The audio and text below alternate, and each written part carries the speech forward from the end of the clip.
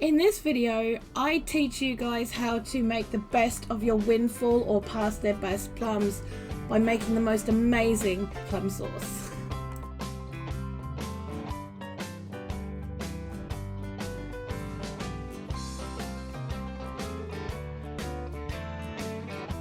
So last year I went to Go Cake Market and I bought some past their best plums for £1 a box. I was absolutely over the moon.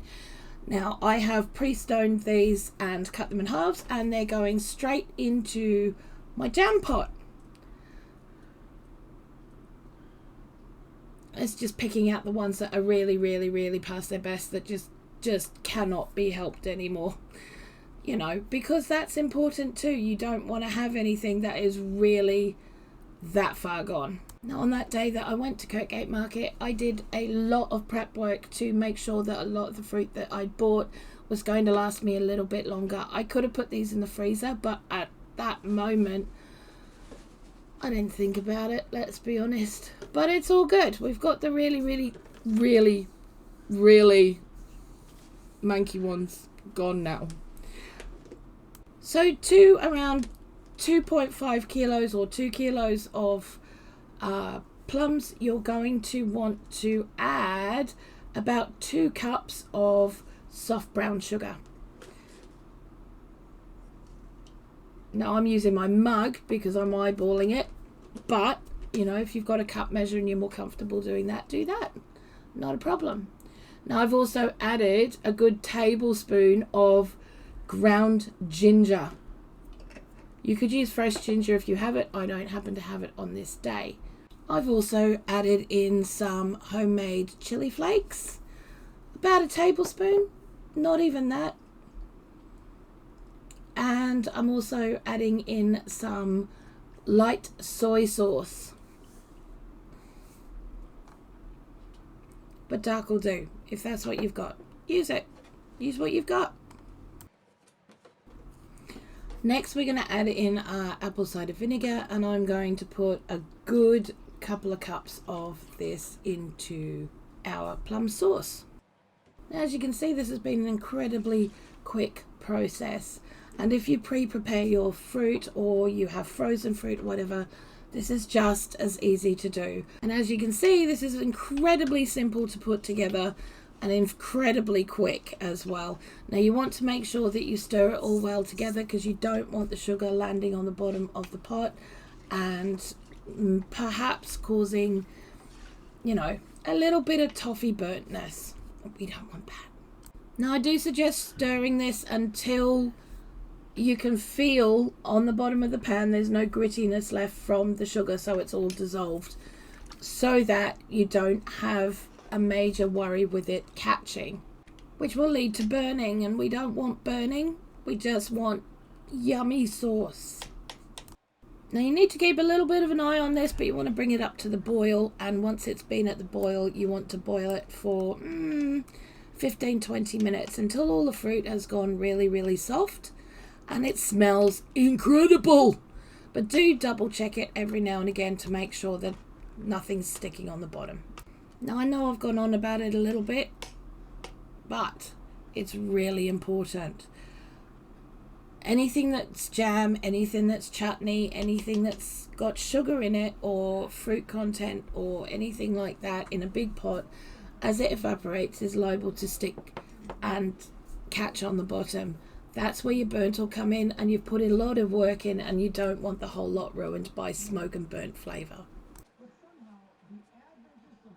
Now once we've bubbled to the point where you're happy with it, you need to get your handy dandy immersion blender, or if you don't have one of these stick blenders, then stick it in a blender itself. But I would suggest cooling it right down first, because we don't want any explosive, you know, situations.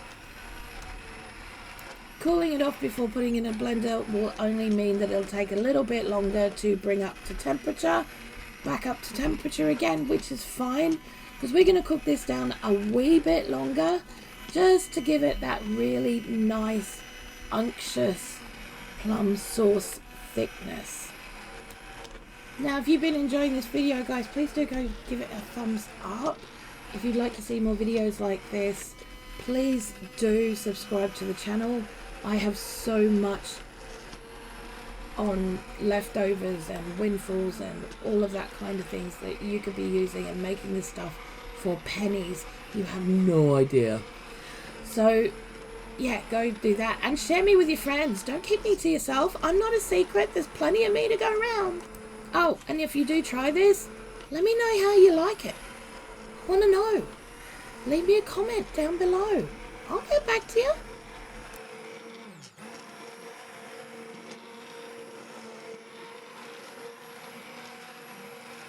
Now you want to make sure while you are doing this that you have got all the lumpy bits out. This is not a sauce that you want to have any kind of consistency with, apart from something along the lines of ketchup. Maybe a little bit thicker. I mean, this sauce in reality, you could put it in a squeezy bottle and use it cold if that's what you wanted to do. I would cook it down a little bit further than I'm going to for this purpose, just to make sure it's thick enough. Now, as I live in the UK and I do not live in the US, I use sterilized, reusable, recycled jars and lids to put my sauces in. Now, I use a hot pack method. All it is popping the hot sauce straight into the jars, putting the lids on, tipping them upside down and leaving them overnight to fully cool off. When you tip them back up, the lid will have sealed and your sauce will be completely fine to use. And it'll be shelf stable, so it's going to last for ages. Of course, however, if you are going to recycle your jars that you've already got and your lids, you want to double check that they have no scratches, no nicks, no rusting, no nothing on them, and that the jars have no chips around the edges at all.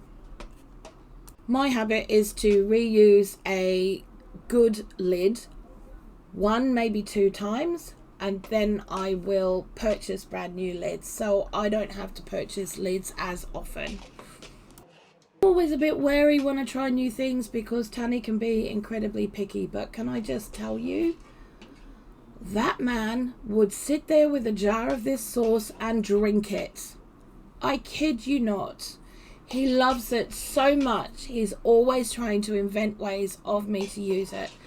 I am down to my last jar at this point, so I'm pretty glad that we're getting to a stage where I might just need to go and buy some more plums. And I'll be making twice as much of this sauce because it was an absolute hit.